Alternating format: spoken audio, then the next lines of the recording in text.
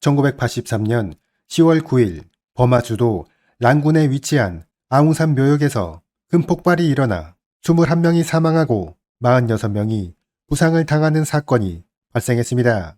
이 사건의 범인은 북한인민무력부 정찰구 소속 김진수 소자와 강민철 대위, 신기철 대위였으며 이들은 아웅산 묘역을 참배하는 전두환 대통령을 암살하는 것이 목적이었습니다. 하지만 몇 가지 우연히 겹치게 되면서 대통령 암살 작전은 실패로 돌아가게 되었으며 이에 공작원들은 원래의 계획에 따라 랑군 강으로 도주하기 시작했습니다. 북한군 지휘부가 공작원들에게 부여한 철수 계획은 먼저 랑군 강에 약속된 지점으로 이동하면 그곳에 회석정이 대기하고 있으니 그 배를 이용해 강 하구까지 이동한다. 강 하구에서 또 다른 요원과 접선 후 동건 애국호에 승선해 북한으로 귀환한다는 것이었습니다. 이에 따라 공작원들이 랑군 강으로 향하게 되는데 이때 그들의 팀장이었던 김진수 소자가 새로운 제안을 하게 되었습니다. 그것은 버마인과 피부색이 다른 그들이 함께 움직이면 경찰에 주목을 받을 우려가 있으니 두 개의 조로 나누어 따로 이동하자는 것이었습니다. 결국 김진수는 혼자 그리고 강민철과 신긴철은 함께 랑군 강으로 이동하게 되었습니다. 그럼 먼저 김진수의 도주 과정에 대해 알아보겠습니다. 그는 강까지 이동하는 과정에서 택시를 이용해 볼까도 생각해 보았지만 택시 기사가 경찰에 신고할 것이 우려되어 그냥 도보로 이동하는 방법을 선택했습니다. 몇 시간 후 김진수는 별다른 방해 없이 약속된 지점에 도착하게 되는데 그곳에 대기하고 있어야 할 회속정은 어디에도 보이지 않았습니다. 당황한 김진수는 고민 끝에 우선 강가에 매복하다가 밤이 되면 직접 수영으로 강 하구까지 이동하기로 결정했습니다. 이렇게 김진수가 매복을 하고 있는 사이 버마 정부는 신속하게 범인 검거 작전을 개시했습니다. 그들은 자신들의 성질을 할 수 있는 아웅산 묘역에서 폭발 사고가 있었고 이에 수많은 한국 정부 관료들이 목숨을 잃은 것에 큰 충격을 받은 상태였습니다. 따라서 버마 정부는 신속히 조사위원회를 구성하게 되는데 여기에는 국방성과 외무성, 경찰 등 각 정부 기관의 주요 관료들이 포함되었습니다. 사건 직후 전두환 대통령은 이것이 북한군의 소행일 것이라고 강력히 주장했으나 이때까지만 해도 조사위원회는 북한군보다 버마 내부의 반정부 단체의 소행이라는 데 더 무게를 두고 있었습니다. 조사위원회는 각 지역 경찰 관서에 범인 검거 지시를 내렸고 이에 경찰서에서는 주민들을 상대로 수상한 사람이 보이면 즉시 신고하도록 조치했습니다. 날이 어두워지자 김진수는 매복지에서 나와 강 하구를 향해 수영을 하기 시작했는데 얼마 지나지 않아 그는 지역 주민들에게 발각되고 말았습니다. 김진수가 수상한 사람이라고 의심한 주민들이 강가로 몰려나와 그에게 강 밖으로 나오라고 소리쳤으나 그는 이를 무시하고 계속 수영을 실시했습니다. 이렇게 얼마간의 추격전이 이어진 후 몇몇 주민들이 강물에 뛰어들어 그를 붙잡으려 하자 당황한 김진수는 허리에 메고 있던 가방에서 수류탄을 꺼내들었습니다. 그리고 그가 안전핀을 뽑는 순간 수류탄이 그의 손안에서 폭발했습니다. 이 폭발로 그의 주변에 있던 버마인 3명이 큰 부상을 입었습니다. 수류탄 폭발로 김진수는 의식을 잃은 채 경찰에게 검거되었는데 그는 기적적으로 목숨을 구할 수는 있었지만 한쪽 팔이 절단되고 양쪽 눈의 시력을 잃게 되었습니다. 그럼 이번에는 강민철과 신기철의 도주 과정에 대해 알아보겠습니다. 김진수와 헤어진 강민철과 신기철은 약속된 지점까지 택시를 이용해 신속히 이동하기로 결정했습니다. 이에 따라 사건 직후 택시를 잡아 타고 강가로 이동하게 되는데 여기서 문제는 택시의 성능이 좋지 않았다는 것입니다. 엔진 상태가 좋지 않았던 택시는 2단 이상의 속도를 낼 수 없었으며 목적지까지 비교적 가까운 거리였음에도 불구하고 무려 30분이나 소요되었습니다. 택시에서 내린 그들은 서둘러 회석정을 찾게 되는데 그들도 역시 회석정을 발견하지 못했습니다. 결국 강민철과 신기철은 근처에 있던 어부에게 돈을 지불할 테니 하구의 마을까지 데려다 달라고 요청하게 되는데 이에 어부 2명이 승낙을 하였습니다. 하지만 이 어부들은 공작원들이 수상하다는 사실을 이미 알고 있었기 때문에 배가 마을에 도착하기 전에 먼저 한 명이 내려서 경찰에 신고하기로 했습니다.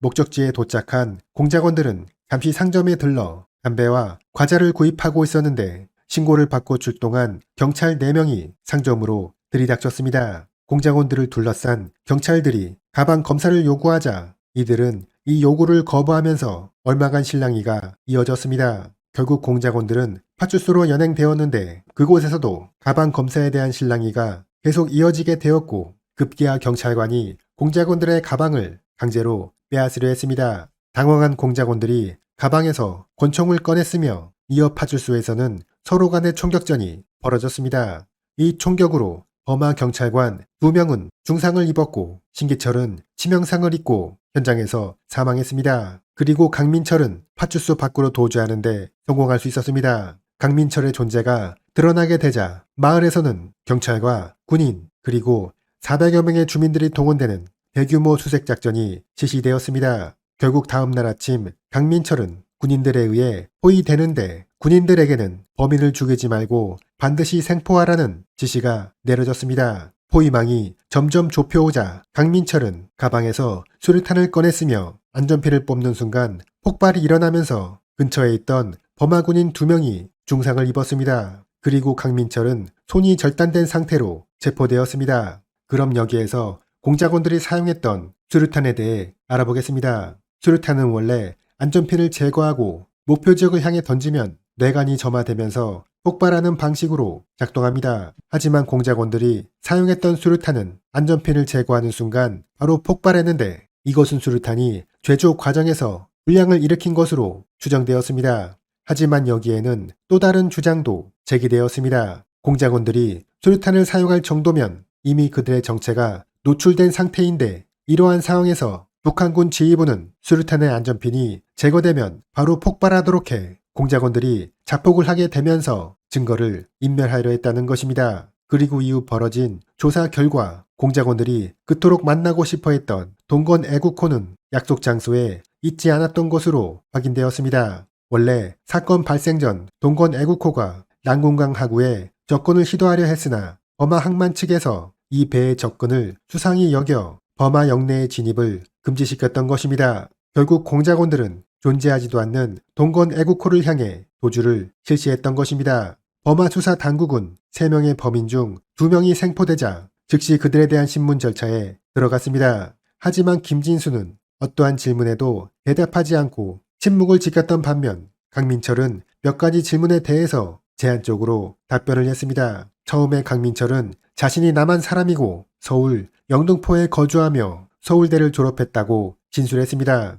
이러한 그의 진술에 범하 수사국은 이 사건의 범인이 코리언이며 그가 남한 사람인지 아니면 북한 사람인지는 아직 확정할 수 없다고 발표했습니다. 그러면서도 범인이 전두환 정부에 대해 반감을 갖고 있는 남한 사람일 수도 있다고 의심했습니다. 상황이 이렇게 되자 한국 정부가 신속히 반응하고 나섰습니다. 한국 정부의 조사 결과 서울대 졸업생 중 강민철이라는 사람이 한 명 있기는 하지만 그는 현재 서울에서 회사 생활을 하고 있다는 것입니다. 또한 공작원들이 소지하고 있던 수류탄과 권총을 조사해보면 그 제조 번호가 북한 공장에서 만들어진 것이 명확하다고 주장했습니다. 이렇게 범인이 북한 사람인지 남한 사람인지 논쟁이 벌어지고 있던 1983년 11월 3일 갑자기 강민철이 심경에 변화를 일으키면서 모든 사실을 자백하고 나섰습니다. 그는 자신이 북한 인민무력부 소속 장교이며 전두환 대통령을 암살하기 위해 범하에 잠입했다고 진술했던 것입니다.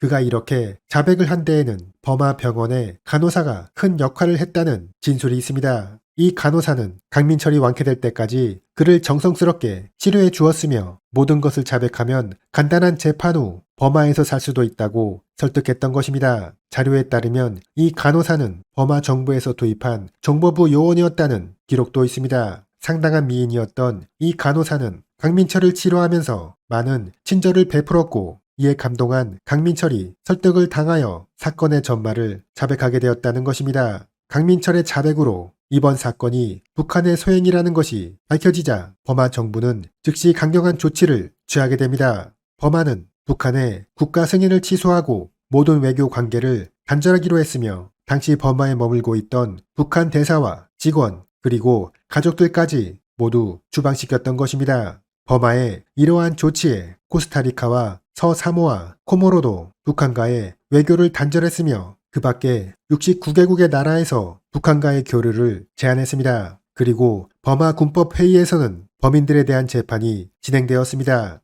재판은 매우 신속하게 진행되었는데 첫 재판이 열린 18일 만에 김진수와 강민철은 사형을 언도받았습니다. 다만 강민철은 수사에 적극 협조했다는 이유로 종신징역형으로 감형되었습니다. 이듬해인 1984년 김진수 소자에 대한 사형이 집행되었습니다. 사실 불교 국가였던 버마에서 사형 집행은 극히 드문 일이었습니다. 1948년 건국 이래 버마에서는 총 3번의 사형 집행이 있었는데 그 중에 하나는 그들의 국부인 아웅산 장군을 암살한 범인이었고 다른 하나는 1974년 발생한 쿠데타의 주동자들이었으며 나머지 사형이 바로 아웅산 묘역 폭파 사건의 범인 김진수였던 것입니다. 종신징역형을 선고받은 강민철은 버마 란군의 인센 교도소에 수감되었습니다. 교도소에서는 하루 2끼의 식사가 제공되었는데 그는 저녁 식사 후 명상을 하거나 가족들을 위한 기도를 하면서 시간을 보냈다고 합니다. 이후 그는 감옥에서 기독교를 접하게 되는데 믿음이 깊었던 관계로 마테라는 세례명을 얻기도 했습니다. 그와 함께 수감 생활을 했던 동료의 진술에 따르면 강민철은 결혼이라는 것에 굉장히 관심이 많았다고 합니다. 감옥에 들어오기 전 여성과 연애를 한 번도 해보지 못했던 그는 결혼을 매우 하고 싶어 했으며 여성과의 관계가 과연 어떠한 것인지 무척 궁금해했다고 합니다. 1998년 우리나라 정부에서는 강민철과의 면담을 진행하기도 했습니다. 그 과정에서 그는 한국 정부가 자신을 받아준다면 한국에서 살고 싶다는 의사를 내비치기도 했습니다. 이에 따라 2006년 국정원을 주도로 해서 강민철에 대한 국내 입국이 추진되기도 했는데 당시 남북 관계는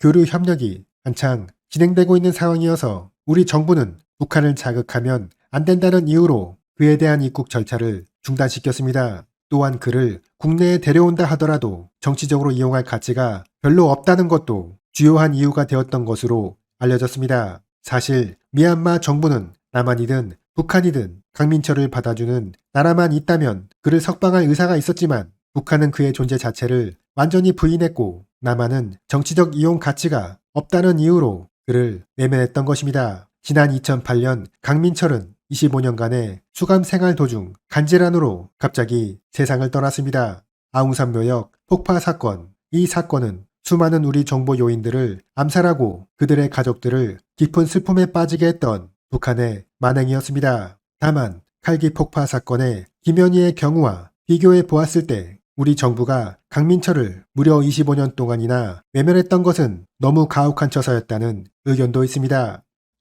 이상으로 마치겠습니다. 머나먼 이국에서 흐리던 조국의 땅에 따뜻한 가족의 품으로 불귀의 계기 돼 돌아왔습니다. 80년대 새시대 개막과 더불어 국군 개척의 기수로 헌신해왔던 이 나라의 기둥들. 님들은 나라의 번영과 민족의 중흥을 위한 무거운 소임을 완수하기 위해 밤낮을 가리지 않고 정열을 불태워 왔습니다. 우리는 마냥 비통한 마음에 눈물만 흘리고 있을 수는 없습니다. 간악한 살인노당들이 우리의 실망과 좌절의 틈을 노리고 있다는 사실 또한 결코 잊어서는 안 될 것입니다. 무슨 말로 이 분노를 가눌 수 있겠습니까? 하늘도 흐느끼듯 가을비가 촉촉히 내리는 가운데 고 서석준 부총리를 비롯한 순국하신 외교 사절들의 유해가 정들었던 중앙청을 돌아서 눈물 지으며 슬퍼하는 연도의 수많은 시민들과 작별하며 여의도로 향했습니다. 100만을 헤아리는 서울 시민들이 참석한 여의도 광장의 순국 외교 사절 합동국민장 영결식장. 이영만리 타국 땅에서 일순의 세상을 떠나셨으니 우리 민족 전체의 지대한 손상이요 크나큰 슬픔이며 님들의 고귀한 순국 정신은 이 나라 발전의 소금이 되고 등불이 될 것이라고 애도했습니다.